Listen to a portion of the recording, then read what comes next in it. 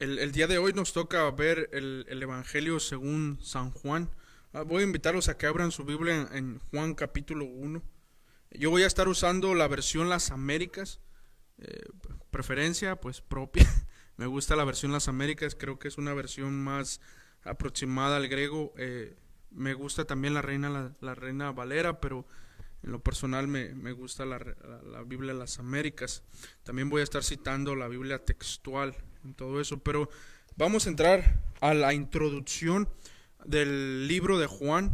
El libro de Juan es un libro muy conocido por todos los cristianos, ya sean cristianos maduros, cristianos que están empezando en la fe cristiana.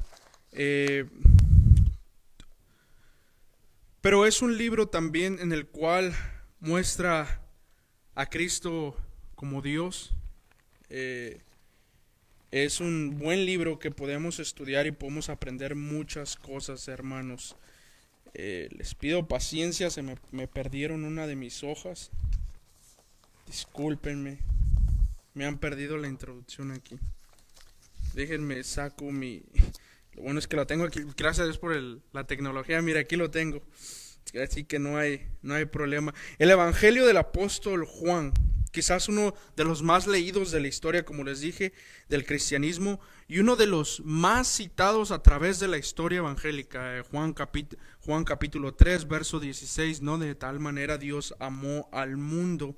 Tal vez nos brinda la información, tal vez no nos brinda la información del nacimiento de Cristo. Como usted puede notar, Juan empieza de una manera diferente a la manera de los otros tres evangelios. Los otros tres evangelios empiezan con la genealogía de Cristo como el Hijo de Dios, el Hijo de David, y toda a través de toda esa historia. Pero Juan no empieza con eso, pero sí nos detalla el carácter de Cristo como Dios en todo el evangelio. Recordemos que Él fue quien caminó con Él durante el tiempo en la tierra acá, y fue tal vez el último, mejor dicho, el último de los discípulos que duró durante la época de la primera iglesia. Este evangelio contiene el versículo más citado, como ya dije, en la historia, y a la vez más mal interpretado, más mal estudiado, más mal examinado en la hermenéutica. El mismo Martín Lutero llama a este libro como la cáscara de la nuez o el núcleo de la doctrina cristiana. Hermano, si algún día nos quitaran los 65 libros de la Biblia, llegaran y nos dijeran, ¿saben qué? Les voy a quitar 65, nos botan en una isla desierta o en algún lado, y nos queda solo el Evangelio de Juan. Es suficiente para rescatar la doctrina cristiana. El Evangelio de Juan es suficiente para rescatar, inclusive me atrevería a decir, toda la Biblia. Y es que el Evangelio de Juan es tan rico en doctrina y tan rico en teología, que contiene desde el principio de la escritura, desde Génesis capítulo 1 hasta Apocalipsis capítulo 22, creo que es 22. La autoría del libro, hermanos. Este evangelio ha sido disputado por más de 150 años de autoría. Entre historiadores y grandes teólogos han discutido si Juan es realmente el autor del evangelio. Nos da una buena presentación este evangelio teológica y expositiva de la divinidad de Cristo a través de todo el evangelio. El evangelio de Juan refleja lo que la iglesia cree acerca del Mesías. Por eso les decía que el evangelio de Juan es suficiente para rescatar la doctrina cristiana, y es el evangelio más rico en doctrina. También nos puede relatar del Hijo de Dios, del Salvador del mundo y de la segunda persona de la Trinidad. Lo vamos a estar viendo más adelante. Clemente de Alejandría comenta lo siguiente: se cree que vinieron a él en la ciudad de Efeso para pedirle que escribiera un evangelio que suplementara los evangelios sinópticos, un evangelio donde se presentara a Cristo como Dios. Inspirado por el Espíritu Santo, escribe el evangelio espiritual para la vida cristiana y para la iglesia del Señor Jesucristo. Es dirigido a la iglesia. Por eso les decía que es mal interpretado cuando, por ejemplo, uno va y evangeliza a una persona y le dice, porque de tal manera amó Dios al mundo. Es verdad, lo que está diciendo. Pero hermenéuticamente o sistemáticamente el texto no está enseñándole eso a la persona. Vemos que en la Escritura Dios odia al pecador, está en contra del pecador. La ira de Dios está bajo todo aquel que está en desobediencia. Está condenado aquel que no cree en Cristo. Entonces, por un momento imagínese, ¿de qué sirve a usted si usted va a ir a la cárcel y va a pasar la eternidad en la cárcel, decirle a usted, mira, Dios te ama? Pero ¿y a mí eso qué? Pero si le explicas a él por qué Dios le ama, te apuesto que tal vez sea el hombre más feliz en la cárcel, que pasará su eternidad. Porque sabe por qué Dios le ama. El punto es explicarle a la gente por qué Dios le ama. Continúa, hermanos. Referencia nuevamente a su autoría, podemos decir que al final del capítulo 21, probablemente escrito por los líderes de la iglesia de Efeso, tarde en el primer siglo, nos encargamos fielmente de aceptar el Evangelio de Juan. El versículo 24 apunta hacia atrás, hablando del discípulo de Jesús que amaba tanto. ¿Se acuerdan? Cuando Jesús está en la cruz y María está con él y Juan está ahí, está tu hijo amado. No era que Jesús tuviera favoritos. Cristo no tiene favoritos. Dios no tiene favoritos. Pero estaba encariñado con él. Es mucha la diferencia entre tengo cariño por el hermano Juan a mi favorito es el hermano José. No, es grande la diferencia. Y Dios no es así. Versículo 20 y el capítulo 13. Esto nos hace una referencia al apóstol Juan como el escritor del Evangelio. La fecha, hermanos. Yo vi varias que comentaron acerca de los años 200, 300, 400, ya le fueron subiendo. Yo me quedo personalmente, y lo más seguro es que esté un poco en desacuerdo con John MacArthur, 85 y 95 después de Cristo. Yo me quedo en esa fecha. Pero ahora sí que si uno difiere de las fechas, eso no niega el cristianismo.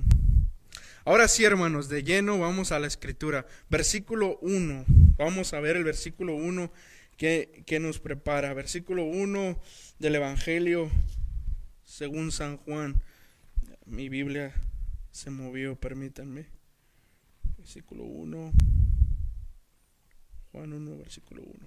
En el principio existía el Verbo, y el Verbo estaba con Dios. Y el Verbo era Dios. Voy a continuar leyendo hasta el 18. Y Él estaba en el principio con Dios. Todas las cosas fueron por medio de Él, y sin Él nada de lo que ha sido hecho fue. En Él estaba la vida, y la vida era la luz de los hombres, y la luz brilla en las tinieblas, y las tinieblas no lo comprendieron. Vino al mundo un hombre enviado por Dios, cuyo nombre era Juan. Este vino como testigo para testificar, escuche bien, de la luz, a fin de que todos creyeran por medio de él. No era él la luz, sino que vino para dar testimonio de la luz. Existía la luz verdadera que al venir al mundo alumbraba a todo hombre. En el mundo estaba y en el mundo fue hecho, escuche bien, y el mundo fue hecho por medio de él. Eso es importante subrayar. Y el mundo no le conoció.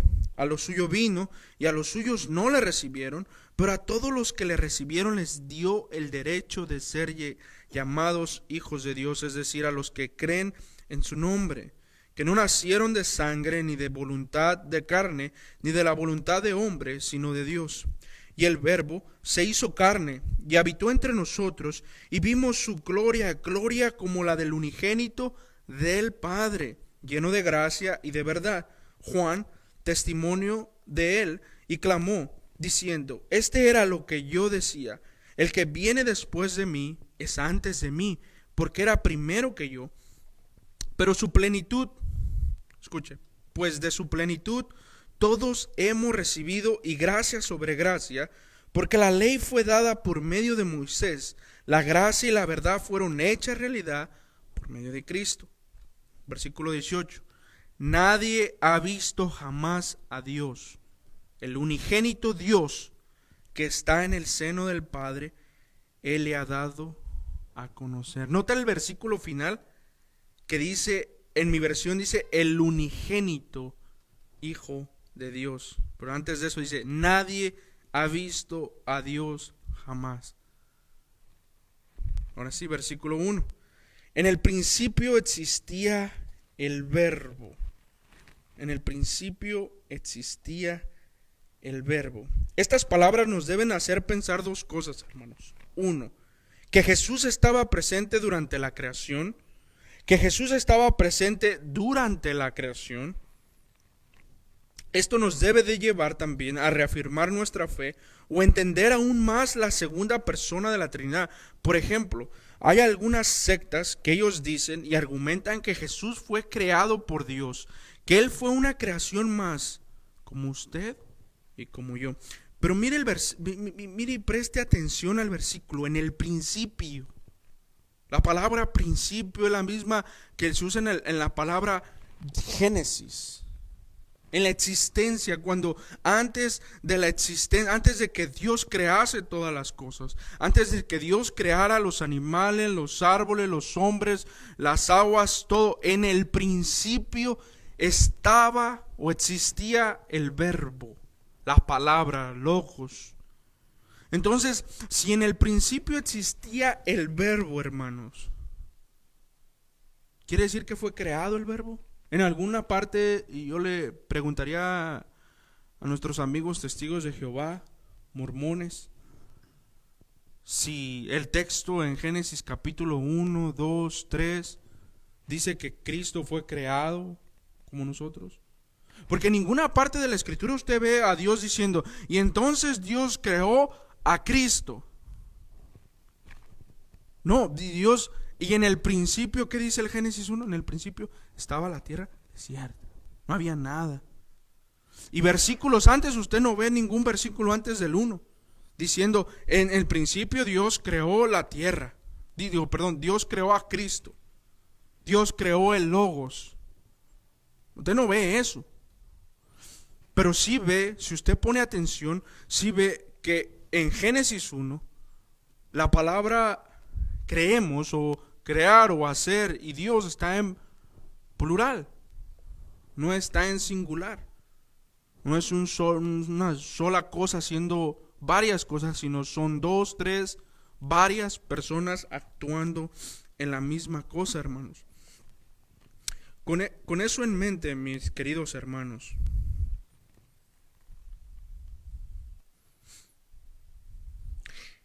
la palabra existía. Aquí se refiere, para aquellos que se pregunten, a la palabra griega arche, el estado de principio o orígenes. En otras palabras, el Verbo de Dios estaba, como ya dije, presente al 100% en su naturaleza divina. La creación del mundo, el universo, recuerde Génesis. Algunas traducciones, como la Reina Valera, la palabra existía la traducen por era, tiempo pasado, lo cual hace un mejor entendimiento. Eso es lo que yo creo. Creo que la Reina Valera hace un buen trabajo al traducir esa palabra como era, porque no deja pensar si Dios o no, o Cristo o no, sino que era, en ese tiempo estaba Cristo, lo cual hace un mejor entendimiento, como les dije, pero no le quita la esencia del texto original. Con estas primeras palabras de Juan nos deja muy claro que el Verbo de Dios formó parte de la creación, que no es como algunos dicen o creen, que Jesús era el ayudante de Dios. Jesús no era el ayudante de Dios. Vamos a verlo en un momento. Algunos dicen que era en tiempos antiguos era un fantasma. Sino mejor aún, formó parte de la creación. Debemos entender que hay una diferencia entre el que ayuda en alguna cosa y el que está presente. Bueno, yo puedo decirle, hermano, mire, venga, ayúdeme a pintar aquí la iglesia, vamos a pintar, y usted puede estar presente, acto de presencia, pero usted no significa que usted nos ayudó a pintar, sino nada más estuvo presente. Es un acto de presencia. Por ejemplo, si Jesús fuera el ayudante de Dios, hermanos, dejaría de ser Dios. Dejaría de ser perfecto, dejaría de ser santo y justo. ¿Por qué les digo eso, que dejaría de ser eso Cristo? Si Él fuera ayudante de Dios, como muchos lo dicen. Porque en ese caso entonces Cristo fuese como nosotros. Y si alguien podría argumentar, "Oh, pero Cristo vino y se hizo carne". Bueno, eso es muy diferente, Él no dejó de ser Dios. Porque es solo la naturaleza única de probar todas estas cualidades. Entonces, debería de cuestionar sus enseñanzas aquellos que dicen que Jesús era su ayudante. No, es que Cristo nomás le estaba ayudando ahí a hacer los mares, a hacer esto, a hacer lo otro. Como parte presencial se le atribuye, lo cual es bíblico, a ser divino igual a Dios. Entonces cumple los requisitos para pagar el precio del pecado y aplacar la ira de Dios por nosotros.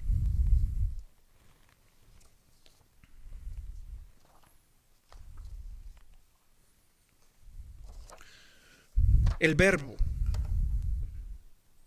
La palabra verbo. Vamos a ver ahora la palabra verbo, hermanos. La palabra verbo. Existía el verbo. Esta palabra, como algunos la conocen y tal vez alguno no sabe, que se traduce como la palabra logos, que es equivalente al verbo palabra. Por eso usted ve en algunas versiones como, y la palabra existía, en el principio era la palabra. Si usted se fija en las Biblias en inglés, muy rara vez usted va a ver la palabra verbo ahí en inglés. No la va a ver. Usted va a ver word, palabra. Porque es lo que es la palabra. En el principio existía la palabra. La palabra. Entonces, usemos nuestra capacidad, hermanos, como humanos pensantes y razonantes, para analizar nuestro texto. En el principio existía la palabra. Si usted pone atención en las traducciones en inglés, como ya dije, creo que ninguno utilizará la palabra verbo, ya que la traducción no equivale a verbo en inglés, sino palabra. Entonces, si en el principio existía la palabra de Dios, lo que Dios hablaba es otro argumento más para contrarrestar la falsa doctrina de que Cristo, el Hijo de Dios, fue creado. Vuelvo a presentar esa defensa de que yo no veo en las Escrituras que Cristo fue creado. Yo no veo en las Escrituras de que Cristo fue un ángel, de que Cristo fue un espíritu, de que Cristo fue un fantasma, como algunas religiones y sectas creen. Que Cristo fue solamente un profeta, que Cristo fue solamente un hombre. Cristo no fue solamente un hombre. Cristo es y era Dios.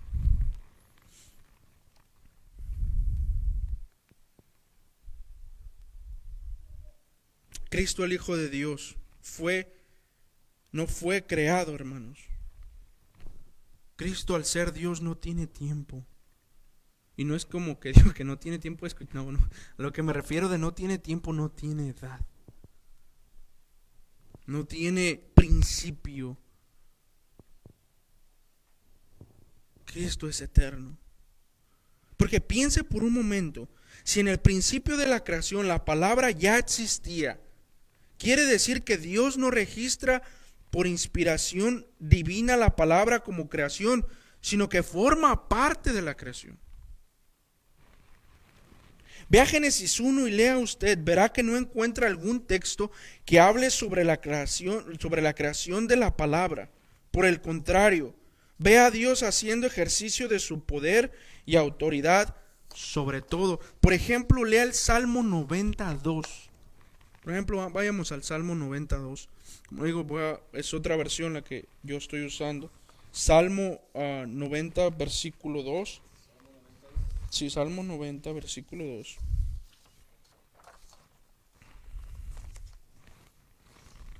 Y dice, antes de que nacieran los montes y formases la tierra y el mundo, desde el siglo y hasta el siglo, tú eras Dios. Este texto refleja un eco del Génesis. Tanto el primer versículo de Juan, como este versículo número 2 del Salmo 90 es un eco del Génesis durante la creación. Cristo fue y estuvo y participó en la creación de todas las cosas, hermanos. Todo fue creado por Él y para Él, por medio de Él. Nada pudo haber pasado si no fuese por Cristo. Por ejemplo, Hebreos 1:2 nos dice que en los últimos días Dios nos ha hablado por medio de su unigénito Cristo. Esto no nos debe llevar a pensar, hermano, que en estos textos de Juan, el versículo 1 y del versículo 1 al versículo 3, son la médula de la teología cristiana bíblica. Son lo que nos hace cristianos. ¿Sabe qué es lo que nos hace cristianos, hermano? Nos hace cristianos reunirnos el domingo. Hay muchas sectas reuniéndose el domingo. No nos hace cristianos, hermanos, cargar una Biblia. No nos hace cristianos, hermanos, ni siquiera decir algo de Cristo. Lo que nos hace realmente cristianos es que hemos depositado nuestra confianza, nuestra esperanza en un Cristo que es Dios. Eso es lo que nos hace cristianos. Eso es lo que nos diferencia a otras religiones. Hermano, mucha gente murió en la historia por haber negado la divinidad de Cristo. Por ejemplo, el que aprobó la muerte de Juan Calvino, cuando aprobó la muerte de Servet, por haber negado la Trinidad.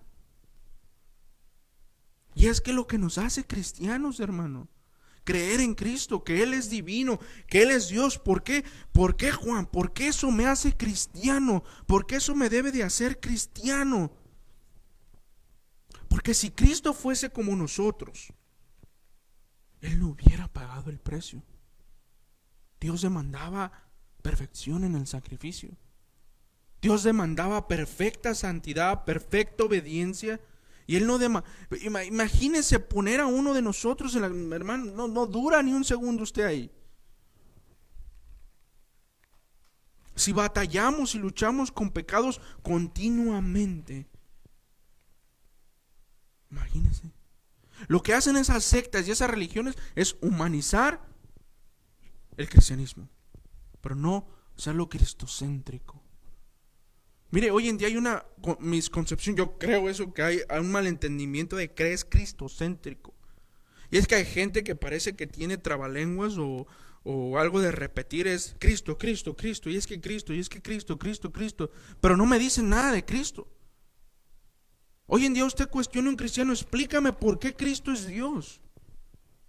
Ellos no saben responder, y no lo digo mofándome o enorgulleciéndome o diciéndome que yo sé más que ellos. Hermanos, no, me da tristeza. Y a la vez me da consuelo el saber que el Señor nos enseña por su palabra que Cristo es Dios. Si usted no pone y si nosotros no ponemos nuestra esperanza en ese Cristo bíblico, en ese Cristo que está en los 66 libros, hermanos, perdemos nuestro tiempo aquí. No hay nada que ¿qué estaríamos haciendo? Nada. Oh, hermanos, qué gran gloria revelada en estos días, como dice Hebreos capítulo 1. Eso es gloria, que Dios no nos habló simplemente en una revelación general, a través de las cosas como el árbol, los montes, los cielos que proclaman la gloria de Dios. No, sino que Él nos habló a través de su Hijo unigénito, la palabra que se hizo carne, hermanos. Dios se humilló y se hizo como nosotros. Por eso Cristo entiende nuestros sentimientos. Por eso Cristo entiende nuestro pensamiento. Por eso Cristo entiende nuestros dolores. Por eso Cristo entiende cuando uno dice, híjole, ¿qué estaba pensando? Cristo entiende todo eso. Pero Él fue obediente. Y Él fue perfecto. Él es y era divino. Nuestro Salvador, amados. Ese es nuestro Salvador. Juan el Bautista, hermanos, como leíamos en los textos, en los 18 versículos, Juan el Bautista era el mensajero, pero Cristo era la palabra de Dios. Cristo es la palabra de Dios. Eso es hermoso, hermanos, cuando usted abre sus ojos y entiende eso. Cristo, el eco de la creación. Cristo del primero que Juan habló, Cristo, en quien debemos creer para la vida eterna. Cristo, quien es la vida eterna y es la vida. Cristo, creador en el principio. Ese es nuestro Cristo. No el falso Cristo que proclaman algunas sectas, que da miedo a veces. Véalas. Si fuesen realmente cristianas, fueran cristocéntricas, entendieran el Mesías.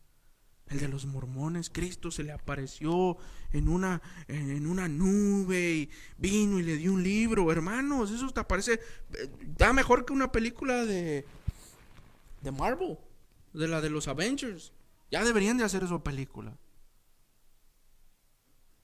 Que Cristo se me apareció y me dio una palabra. La otra vez, hermanos, estaba desayunando en el McDonald's de aquí de la MacArthur para ver si había una oportunidad de evangelismo. Y un hombre se me acercó y me dijo que era pastor. Estaba pastoreando en mi iglesia, aquí no voy a decir su nombre, por si no se está viendo. Pero el tipo me dijo que Cristo, él me dijo, la manera en que Dios me llamó al ministerio pastoral fue esta.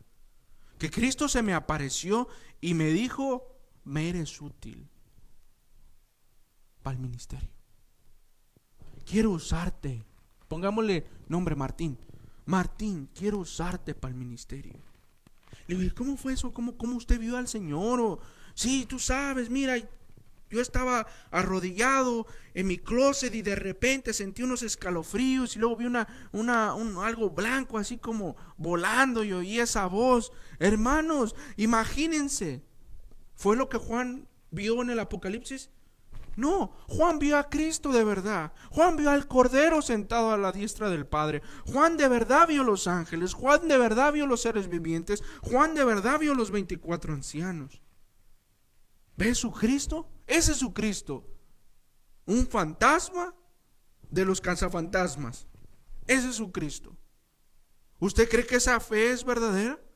¿Usted cree que esa fe es de verdad de confiarse? ¿Es una fe bíblica? Eso no es una fe bíblica. Y hay gente así tristemente creyendo esas cosas, hermanos. Y da miedo. Vamos al verso 2, hermanos. Versículo 2. Él estaba en el principio con Dios. Parece que Juan tiene ganas de estarnos diciendo, otra vez me vas a decir que en el principio, otra vez. Ya sé que Cristo estaba en el principio. Pero Juan lo que está haciendo es reafirmarlo. Sí, en el principio. Ya lo dije y lo vuelvo a decir, en el principio. Algunas versiones como la Biblia textual traducen este versículo como en un principio, estaba ante Dios. Qué hermoso. Simplemente hermoso, hermanos. Vuelvo a repetirlo, en un principio, refiriéndose a Cristo, a la palabra Logos, estaba ante Dios. No es lo mismo estar al lado de Juan que estar ante Juan. O sea, en una comunión perfecta, hermanos. La Trinidad en comunión perfecta. Qué claro ejemplo de la comunión perfecta nos da el Señor, ¿no?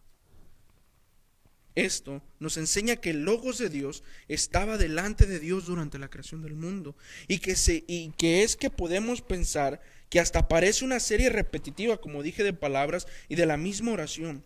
Pero es que Juan, quien quiere que sus lectores entiendan que Cristo, el Logos, estaba de manera presencial, me atrevo a decir esto, hermanos, que física y no espiritualmente como algunos afirman.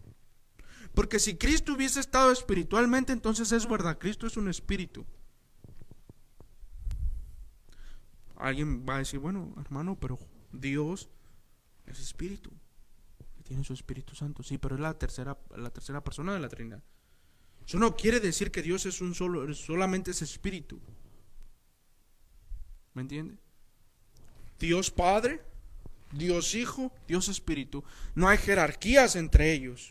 Ambos son Dios, ambos tienen la misma autoridad, ambos son soberanos, ambos son omnipotentes, ambos son todopoderosos, ambos son omniscientes y omnipresentes, ambos comparten los mismos atributos. Ninguno es más, ninguno es menos, nadie, ambos tienen igualdad. Como lo que creemos aquí en referente al cuerpo de pastores. Nadie tiene la mayor ni la menor. Los tres son iguales en autoridad. Eso se le llama pluralidad y paridad de ancianos. Ya viene un estudio sobre el ministerio pastoral prontamente. El pensar en que algunas antiguas religiones sectarias pensaban del Cristo como un fantasma o como un espíritu nos hace ver que la Escritura siempre presenta a Cristo como 100% hombre, 100% Dios. La Escritura siempre lo presenta así, el Hijo del Hombre. ¿Ha oído esa palabra en la Biblia? Resuena, el Hijo del Hombre. ¿Nacido de qué? De la Virgen. Que era Virgen María, pero después eso ya no fue virgen. Pero nació de María, nació de la simiente de la mujer. Pero ¿de cuál simiente también Cristo nació? De la simiente de Dios. Divino, 100% divino. Y en esa naturaleza, hermanos, yo quiero que si usted entiende esto, usted ya se llevó. Yo ya hice mi trabajo, ya me doy por servido. Las dos naturalezas, ni ninguna forcejea a la otra, ni la otra a una. Ambas son naturalezas, son 100% hombre, son 100% Dios. No es que mira ahí Cristo, como algunas religiones y algunas sectas. No, mira, es que ahí Cristo pues hizo esto. Hermanos, de verdad a mí me da un miedo cuando alguien viene y me dice, es que Jesús fue tentado en el desierto y él me entiende, mira. Como una excusa. No, lo que prueba es que mira la naturaleza. Él también tenía la naturaleza humana. Sin embargo, ¿qué? Fue obediente. Tengamos cuidado de eso.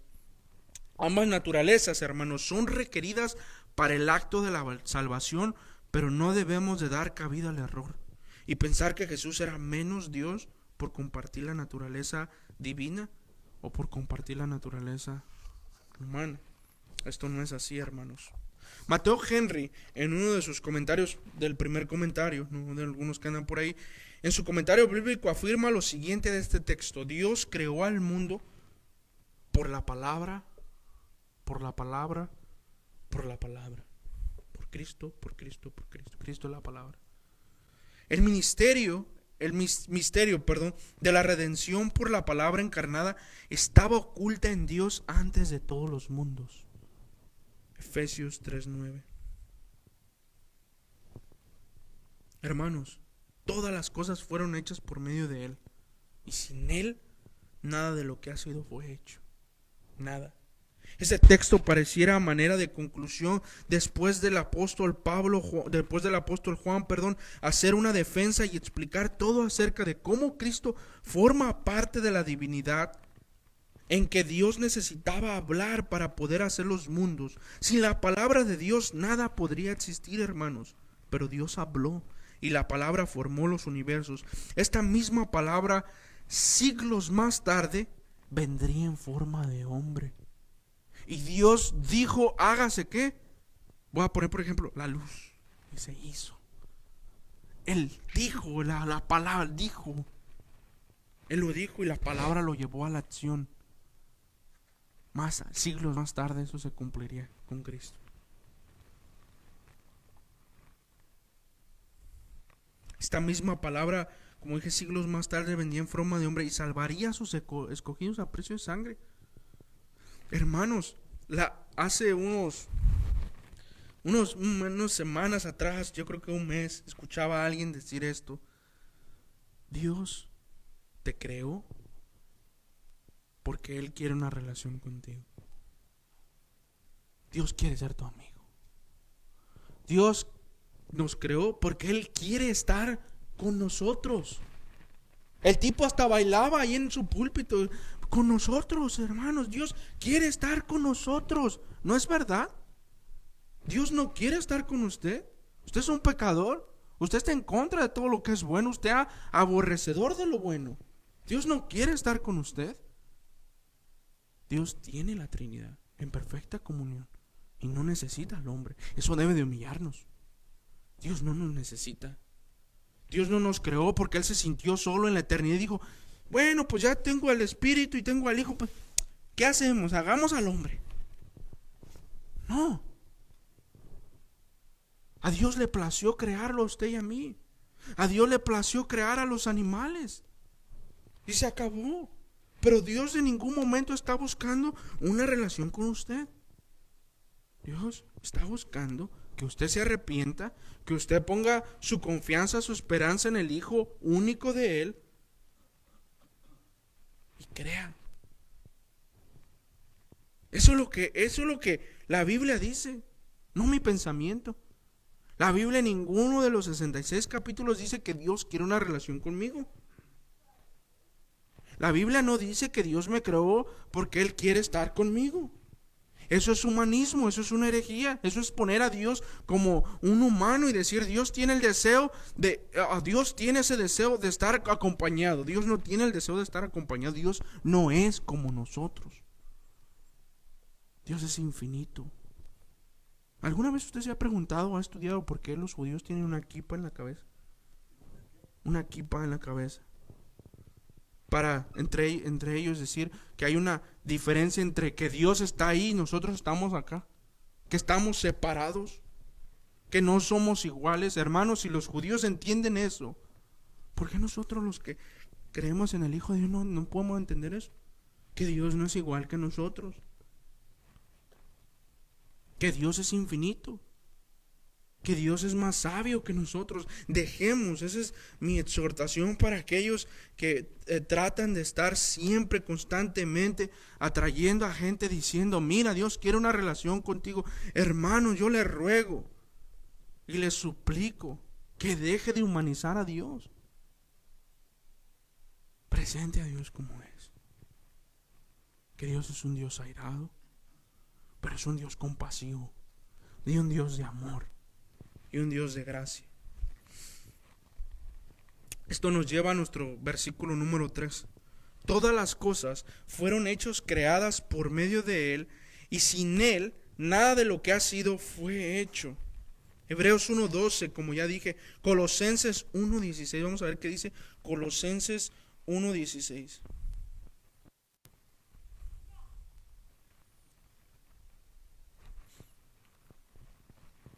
Porque en Él fueron creadas todas las cosas, tanto en los cielos como en la tierra, visibles e invisibles, ya sean tronos o dominios, o poderes o autoridades. Todo ha sido creado por medio de ¿quién? De Él.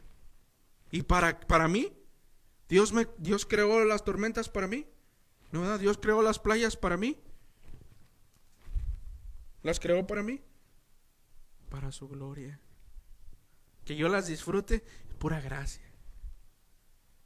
Por eso damos gracias cuando comemos, cuando podemos tener agua, porque eso es provisión de Dios. El oxígeno.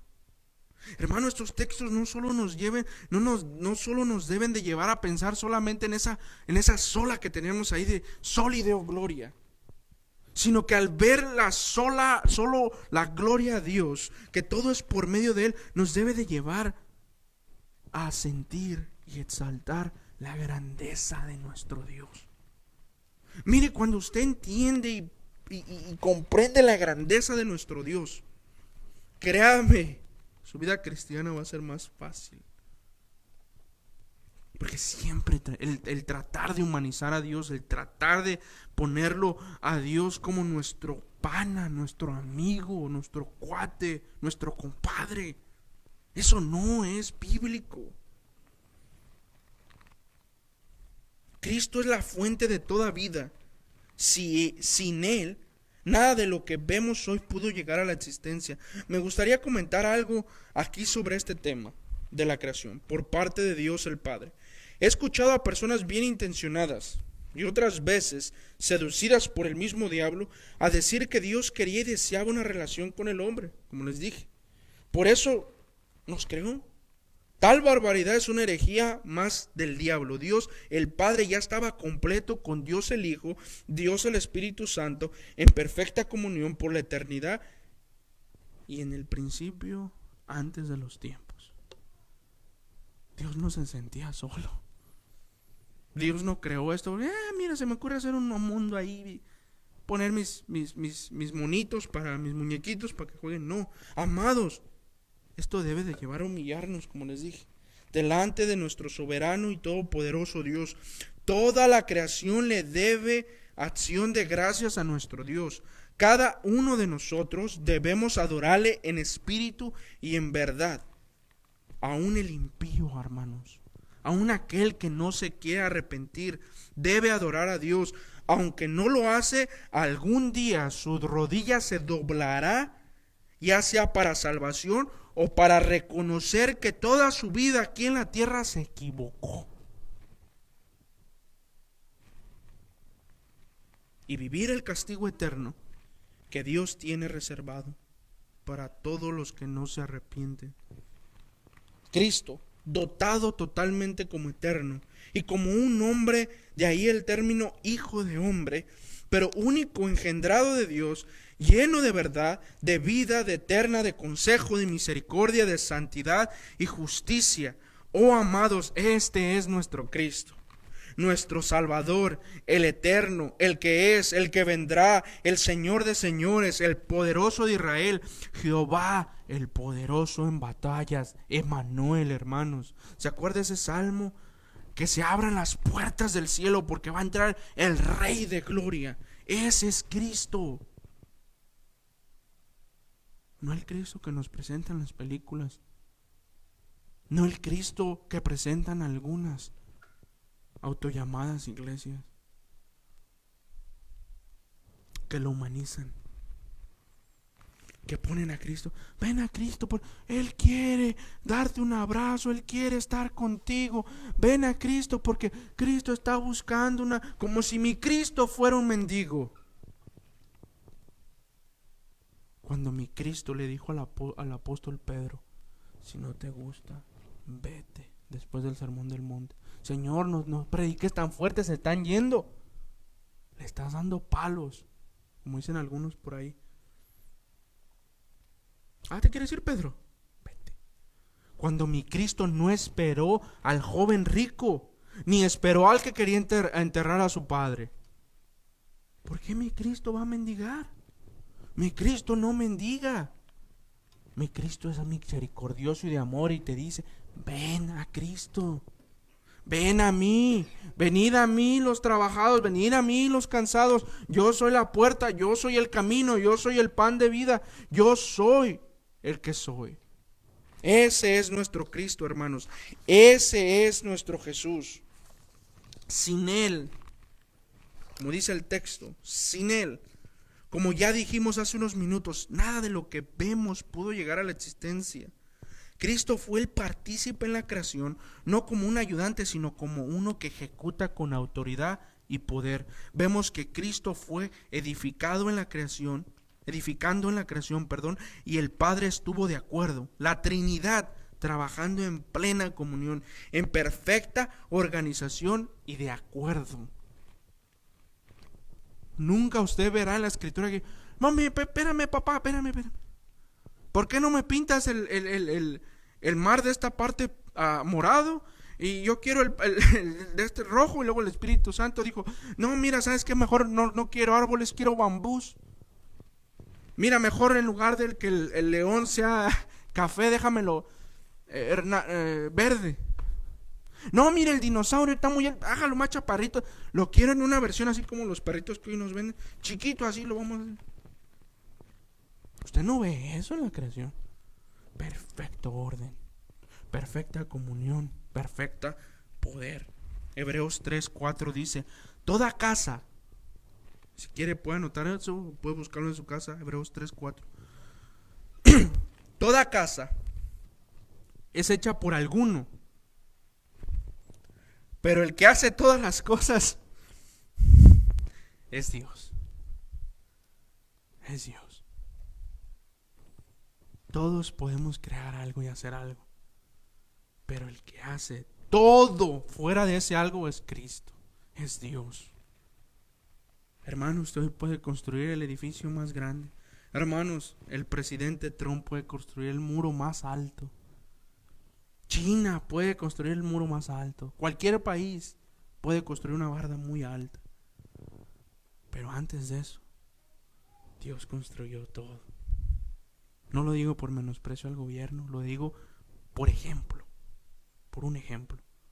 Que usted vea que no importa cuánto podamos hacer en esta vida, Dios hizo todo lo que usted no puede hacer. Usted puede hacer una casa, usted puede hacer una banca, usted puede reconstruir un auto, puede hacer lo que quiera. Pero pero no podrá hacer lo que Dios hizo: crear, llamar de la nada a la existencia, con esa autoridad y ese poder. Amados, la religión cristiana, la iglesia cristiana, el mundo tiene un fundador. Sí, nadie es dueño de nada. El mundo tiene un fundador y autor, y este es Cristo. El mismo fundador y autor del mundo es el mismo fundador y el mismo autor, escuche bien, del cristianismo. Por eso, si esas iglesias o esas sectas no tienen a Cristo como su fundamento, y estoy hablando de el divino, el Cristo que es Dios, si no tienen eso, no son cristianos. No son iglesias bíblicas cristianas. No, un hombre, no alguien que inicia un movimiento de iglesias. He escuchado a algunos que tienen su fundador, nuestro fundador, nuestro apóstol, el plantador de la iglesia. No, hermanos. Mire, yo vengo luchando con ese término.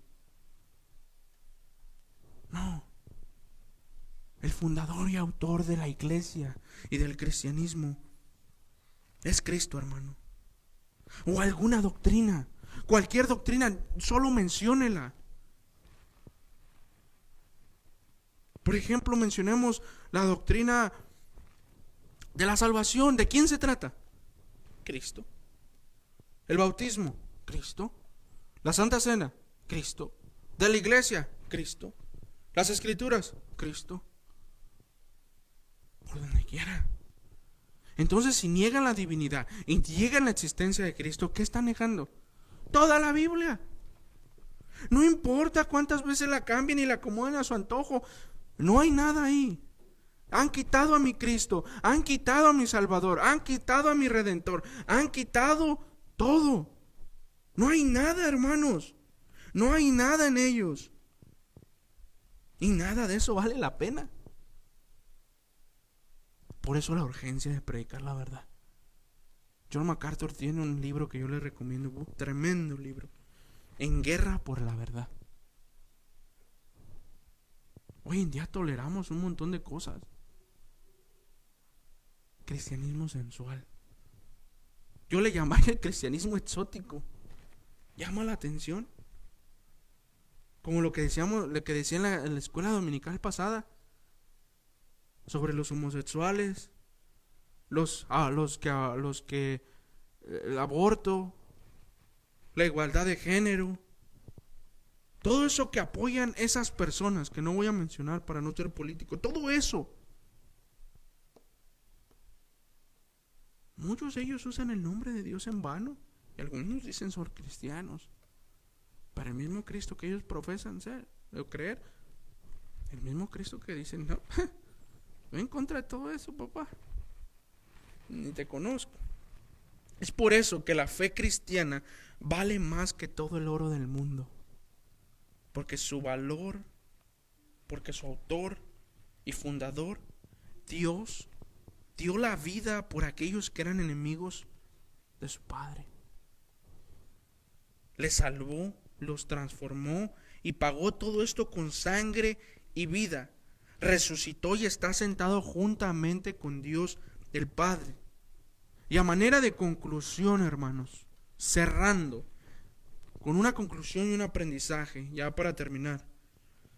Cuando adoramos a Cristo, adoramos a quien los patriarcas le brindaron culto y adoración por ser el creador de todo y de quien todas las criaturas dependen. Cuando adoramos a Cristo, adoramos a aquel quien los patriarcas, estoy refiriéndome a Moisés, a Abraham, todos ellos le brindaron culto, le dieron sacrificio.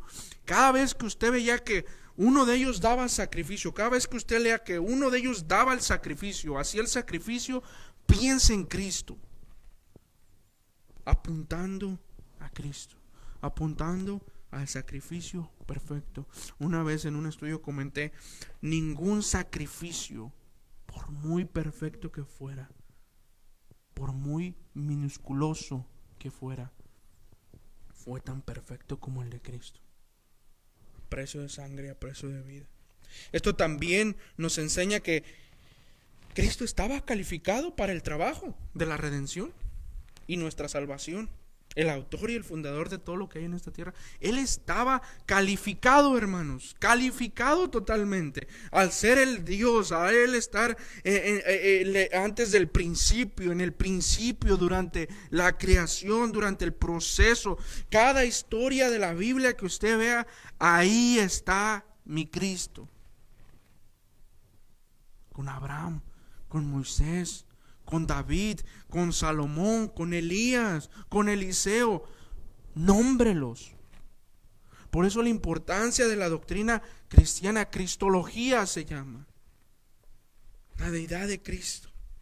Porque el Hijo de Dios, hermanos, y aquí voy a citar a Juan Calvino en la institución de la religión cristiana, no como un absoluto, sino simplemente un comentario.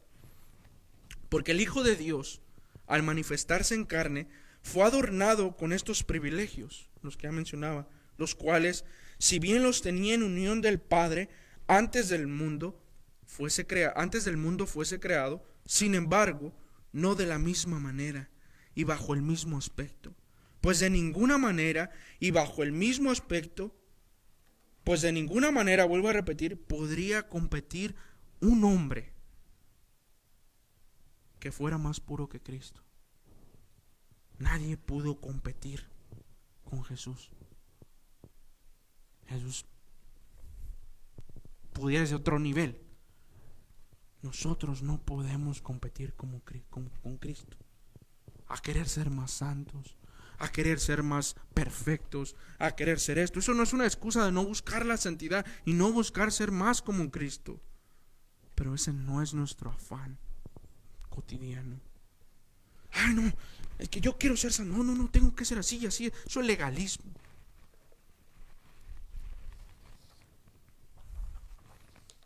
Eso es legalismo, hermanos. ¿Qué aprendimos? Cristo es Dios y es la médula de la doctrina cristiana. Es el núcleo de toda la Biblia. Cristo en toda la Biblia. Y es lo que nos hace cristianos, hermanos. Por favor, cierre sus ojos. Vamos a orar, hermanos, para cerrar. Padre, gracias.